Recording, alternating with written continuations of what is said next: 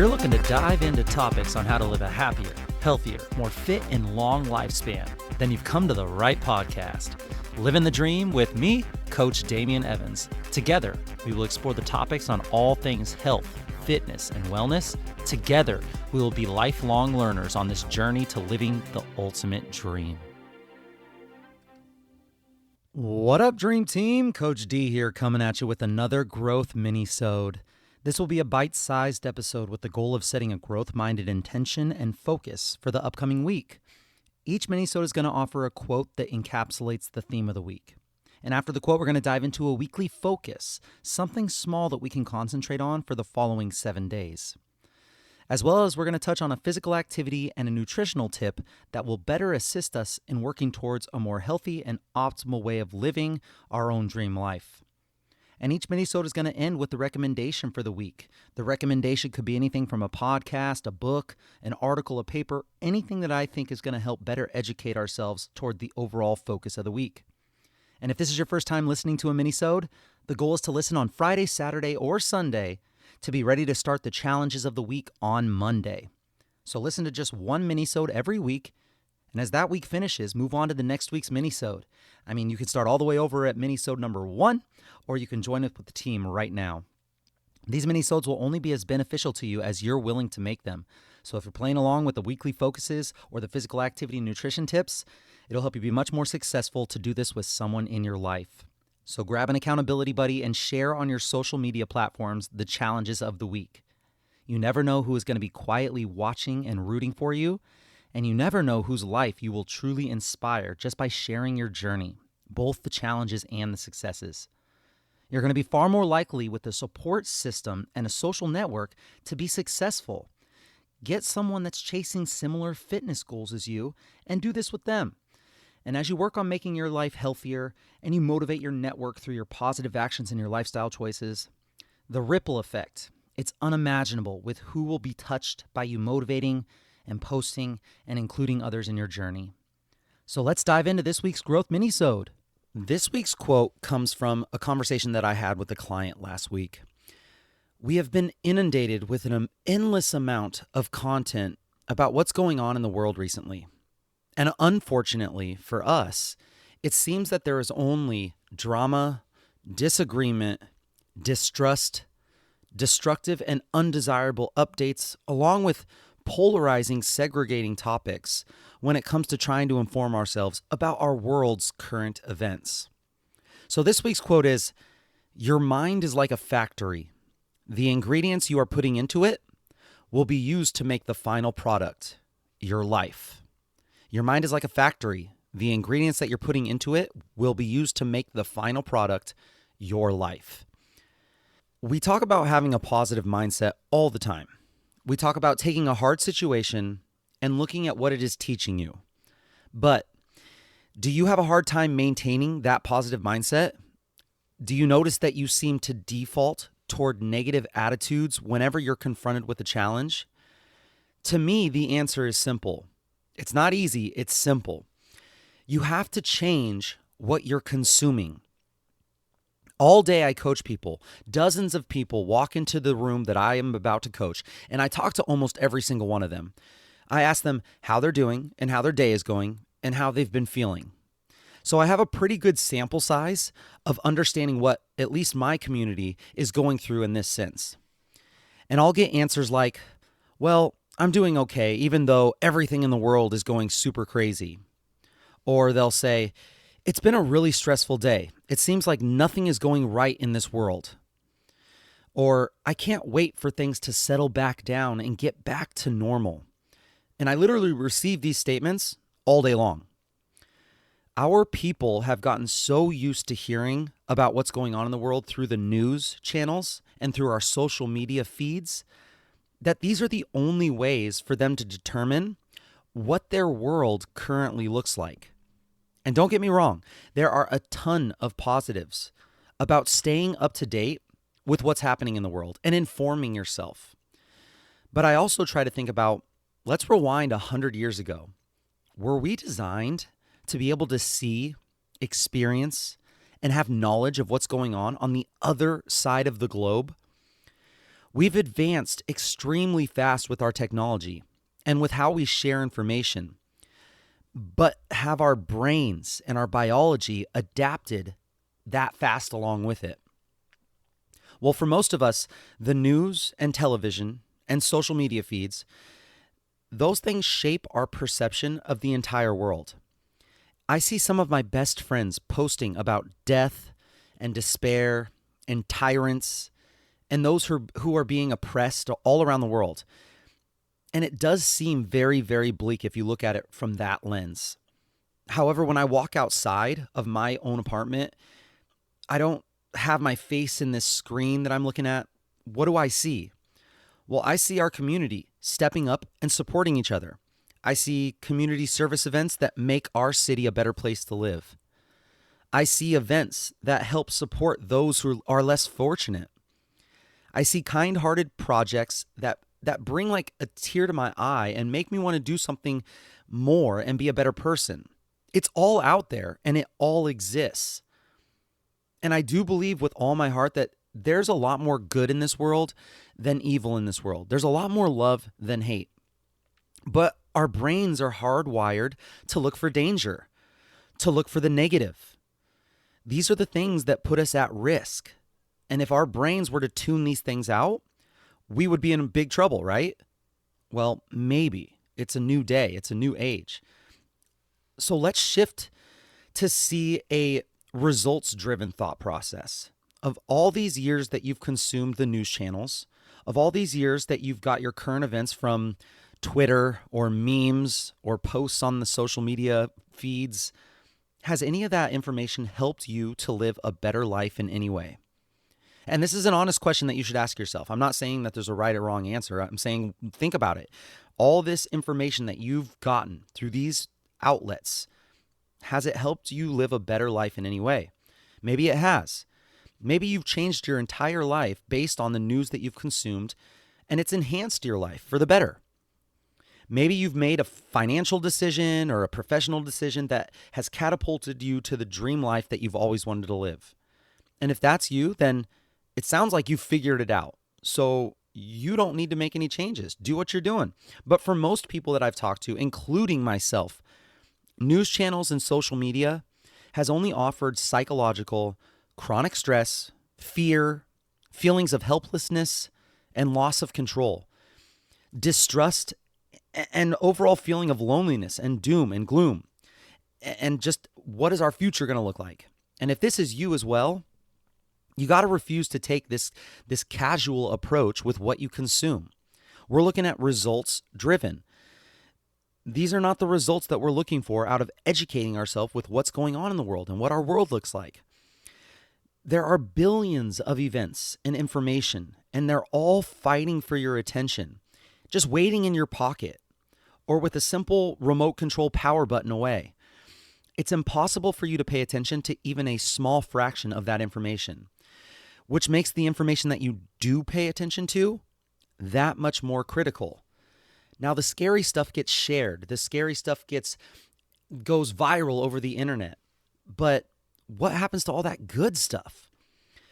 What you focus on will have an enormous impact on your mindset, your perspective, your attitude, and overall view of how you see the world. So what you consume by reading, listening, or watching is so important. Who you hang out with and have conversations with and the topics that you discuss, so important. Even your self-inner talk and how you talk to yourself is extremely important. These things are hardwired into your brain and shape your world. Your mind is like a factory. The ingredients you are putting into your factory, your mind, will be used to make the final product, your life. Whatever comes in your eyes and in your ears will come out of your mouth. And here is where I'm going to argue my unpopular opinion. Stop watching the news. Its only job is to sell fear, and there has to be something deeper involved. There has to be all these hands in these pockets going on when it comes to financial things, when it comes to power things. But coach, how will I stay up to date with current events if I turn off the news? How will I know what's going on in the world? Well, my honest answer is, how has that strategy been going for you currently? My guess is you watch the news and you never leave inspired or motivated to take action, ready to change the world for the better. My guess is that you have consumed the news, and after you consume it, you feel hopeless, sad, fearful, angry. This translates right into your world. You leave your house and you are viewing the world with a lens of fear, of everything is going wrong, of there's no good in this world, it's all evil in this world. So my honest answer, we have a lot of work to do on ourselves and on our community before we look to that larger scale. You can have such an impact on your immediate community. I've seen it firsthand. Improving your community directly where you are will enhance your life. It's a fact. The events happening right where you are, the people who you come into contact with every single week, the businesses and the environment that you currently live in, those things can be helped, changed, worked on, and have a huge dramatic impact on your life in a very short period of time. There are people all around you doing beautiful things in your community. Can you imagine a world where instead of everyone worrying about what is happening across the world or nationwide scale, if we all just use that energy and that attention to make a small positive change to something that impacts our personal community, or even smaller, just in our own lives or our own families' lives, what if we all just made that change? What if we all, instead of filling our heads with doom and gloom, we took a small step to making something around us just a little bit better?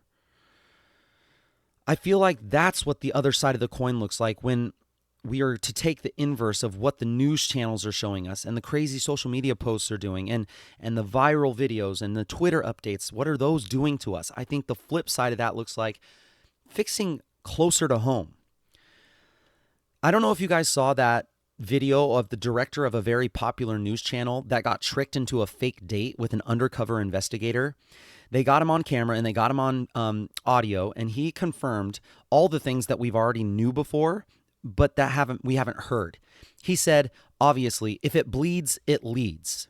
Yeah, if it bleeds, it leads. That's what drives ratings. Fear. Fear is what keeps you glued to your TV screens. News channels know this. The directors will tell their producers what they want on the TV in order to keep the ratings high. If it's something nice, if it's something happy, that doesn't keep your attention. That's not scary to you. That doesn't go directly into your brain as a threat. The algorithms on social media, they also show this. And it's not just that specific news channel that's doing this. It's every news channel. It's all of them.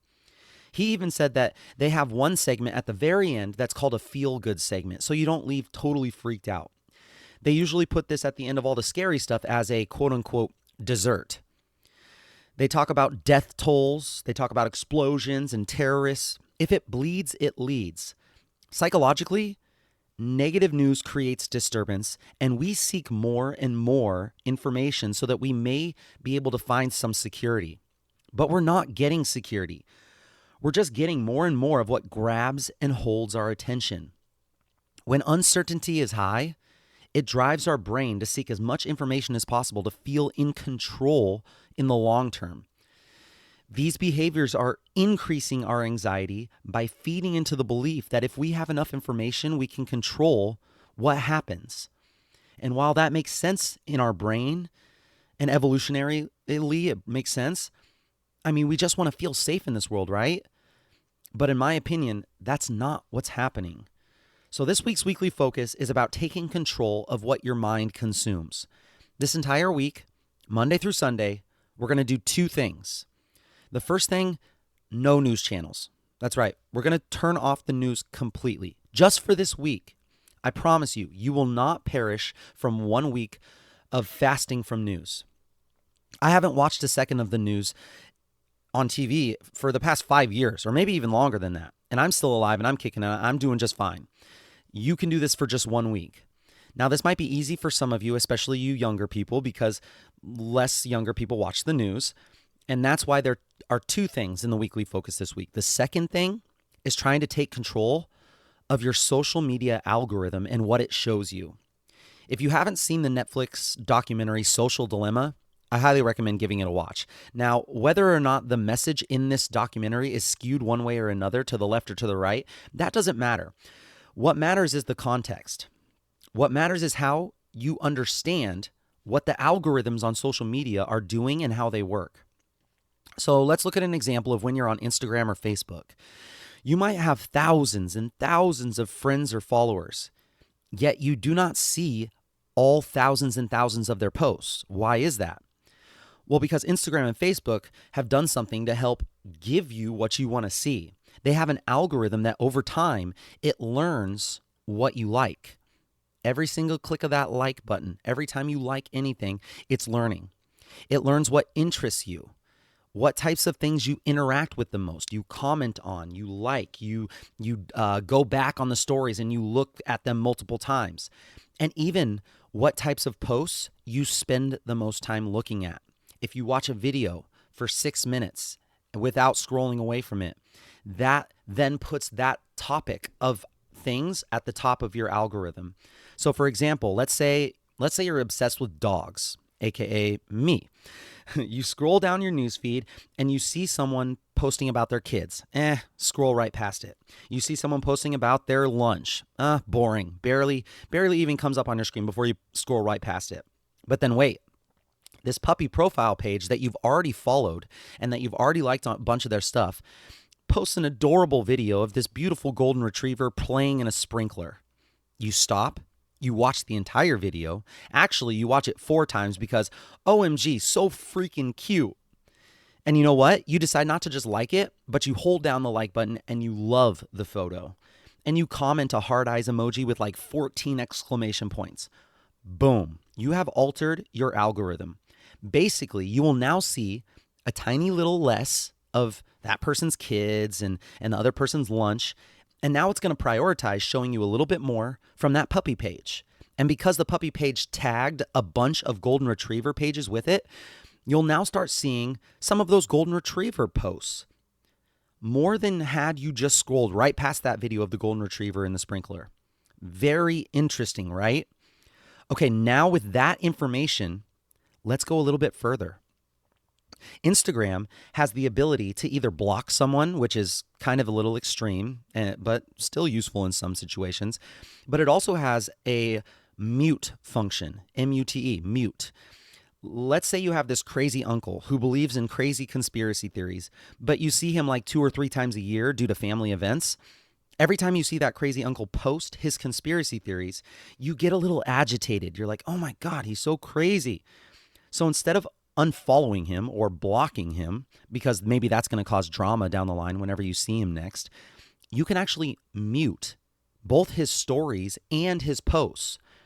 You will no longer see his posts, but you will remain a follower of his. Same thing with Facebook. You can actually hide someone or snooze someone.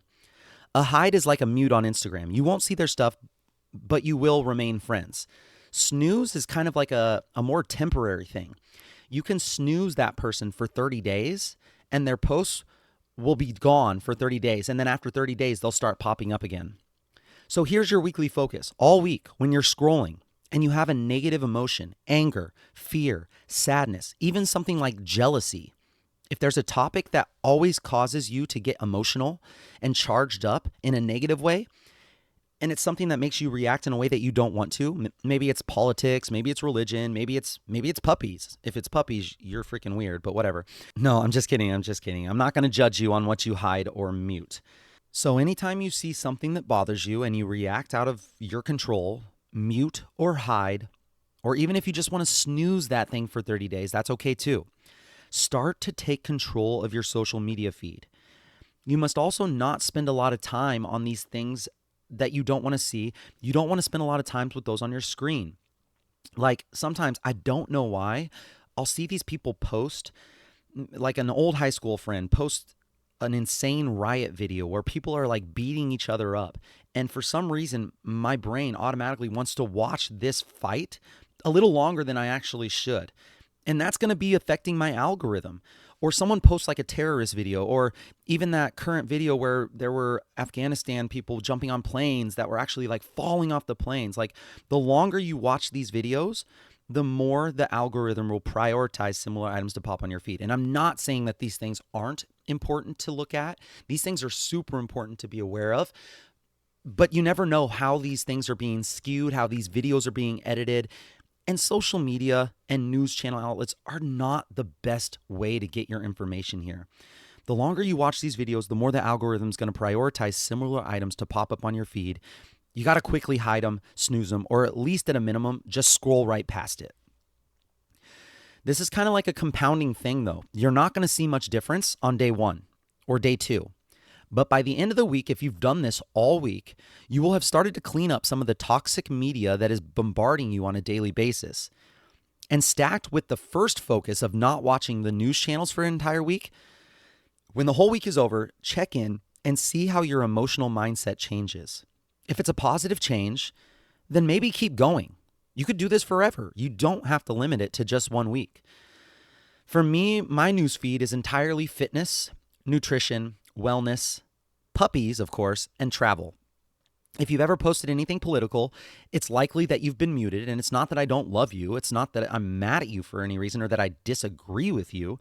It doesn't mean that I don't agree with you or that I think you're wrong. It could be something that I wholeheartedly agree with, but I do not use social media for that purpose. I use it entirely to help educate others on the things that I learn and the things that I know when it comes to health, fitness, and wellness. I also use it to learn more for myself. So I find the people that I trust and I use that to learn. I have finely tuned my news feed and taking control of the algorithm, and I very rarely get caught going down the rabbit hole of reading a toxic comment section about a political post or a controversial topic. I know you've been there.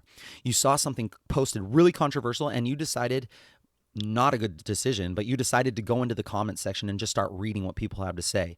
If you've ever been anywhere in a comment section of a political or a controversial topic, damn, people are nasty. I've decided to educate myself on these topics in other ways that I find are more productive for me. I'm not saying that I'm right in the ones that I choose, but I'm saying that social media definitely is not the best place to go. It's less likely to make me a crazy reactive lunatic arguing with some profile that has a cat for a profile picture with only 2 followers and it's following like 4,362 people. Yeah, I've seen it many times and I know you have too. I know that there are downsides to not being 100% in the know of what's going on with the entire world. But like I said, to change the world, I believe we have to start with ourselves, then your loved ones, and then your direct community. If we all started being the change that we wanted to see a little more locally, I absolutely believe that this could ripple into something that could impact the world much more dramatically than any other thing that could happen if just by reading it on the news. I know there's going to be some controversy on this weekly focus, and I want to hear what you think about it. Let me know your thoughts. I promise I won't mute you. This week's physical activity tip comes from another conversation that I had with a different client. I asked what their fitness goals were, and they said that they want to lose weight and they want to tone up. Those were their exact words. There were no numbers, no timelines, no specifics, just I want to lose weight and I want to tone up. And we've gone over how to make SMART goals. SMART, S-M-A-R-T, the acronym for specific, measurable, attainable, realistic, and time-bound. SMART goals. But that's not what we're talking about here. We're talking about controlling your mind this week, taking control of your mind this week. So if we are going to be telling ourselves in our mind that we want to lose weight and tone up, that is a very weak goal. The goal really means nothing to you without a deeper why. So let's get real with ourselves. Let's harness that deeper why and use that deeper why to help motivate, inspire, and actually guide us to making real long-term changes that will help us obtain what we're actually looking for. I'd bet all the money that I have, which isn't a lot, but I'd bet it all, that there is more behind wanting to lose just 20 pounds of weight. There's more than just wanting to lose that 20 pounds. What is it? You want more than just what that weight loss looks like on you. You want what it represents, what it means to you. Maybe it's increased confidence, increased fitness and endurance. You want increased self-esteem. Maybe you just want to increase your overall health or decrease your joint pain. Decrease detrimental blood marker numbers. Maybe you want to be able to move more than you currently do, or better than you currently do. Maybe you want to keep up with your kids and not lose your breath anytime you're playing with them. These are some real whys. And if you use these whys and believe in them and use them to drive you, you will most likely avoid what happens to all of us when we just say that we want to lose weight and tone up.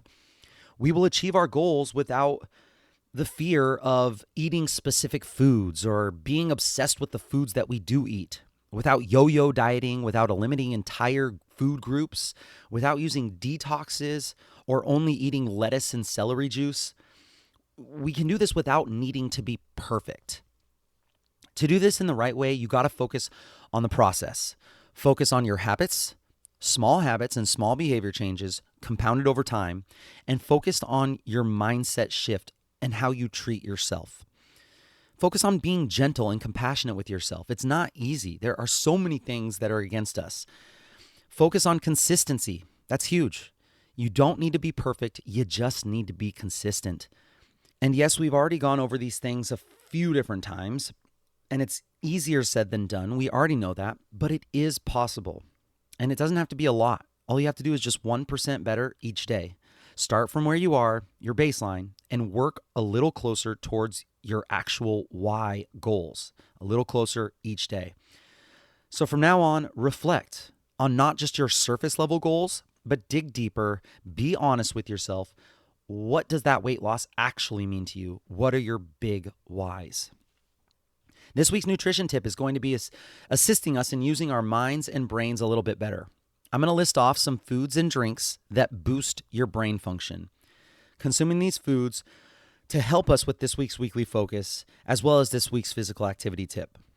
So foods that help enhance brain performance are berries, strawberries, blackberries, raspberries, blueberries.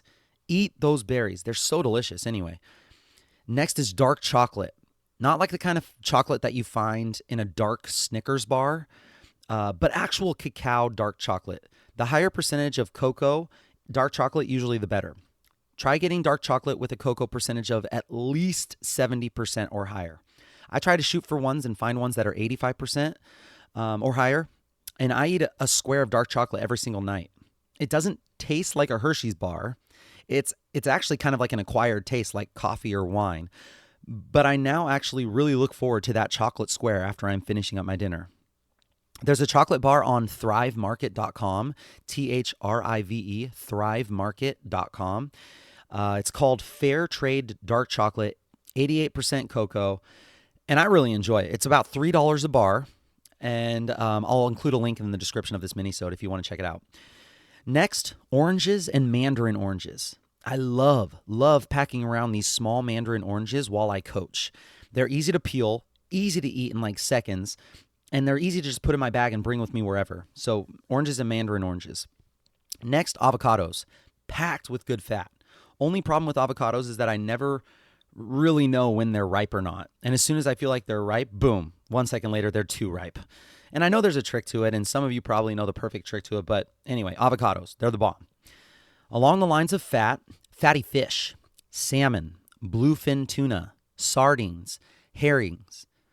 They're some of the best sources of omega-3 fatty acids and DHA that help enhance brain function. So fatty fish. And then nuts and seeds. These are my absolute favorite. I know they're high in calories, but I just can't get enough. Nuts and seeds, they're my favorite snack. Walnuts, almonds, cashews, pecans, flaxseed, pumpkin seed, and sunflower seeds. I'm not saying these things are the best, but my favorites are cashews and almonds and sunflower seeds. I pretty much eat my weight in those every week. They're rich in vitamin E and a good source of choline for the brain. And then two drinks that are shown to help with your brain function are two of our favorites, coffee and green tea.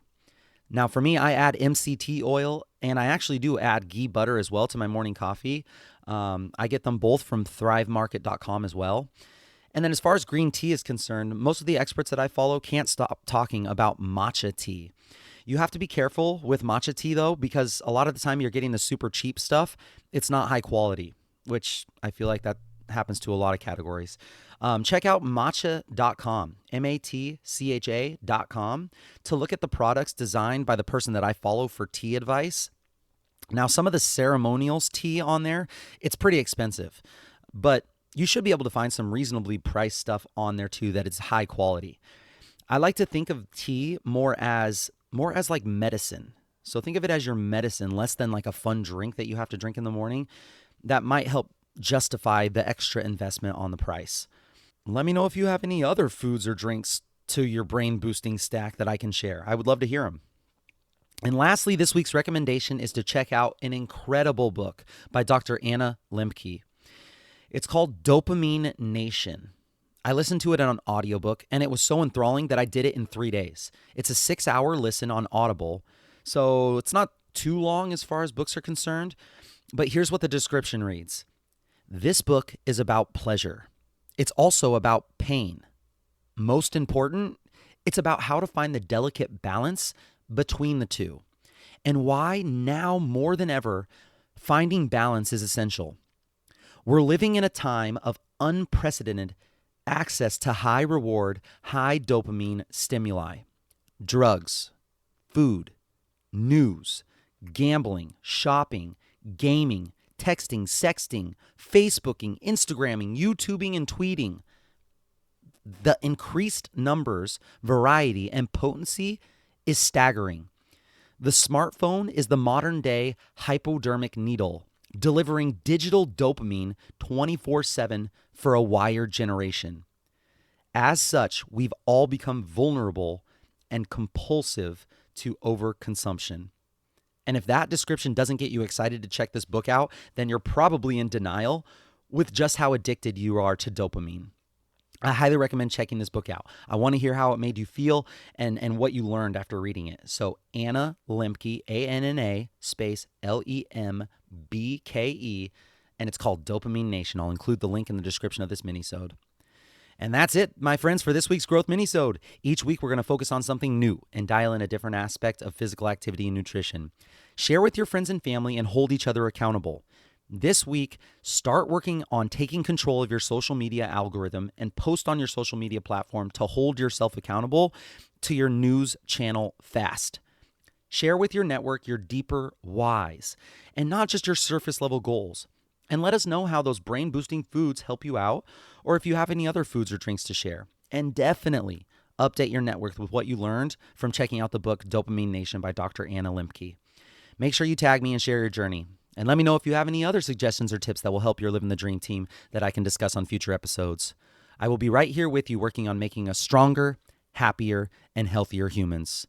Until next time, friends, keep living the dream.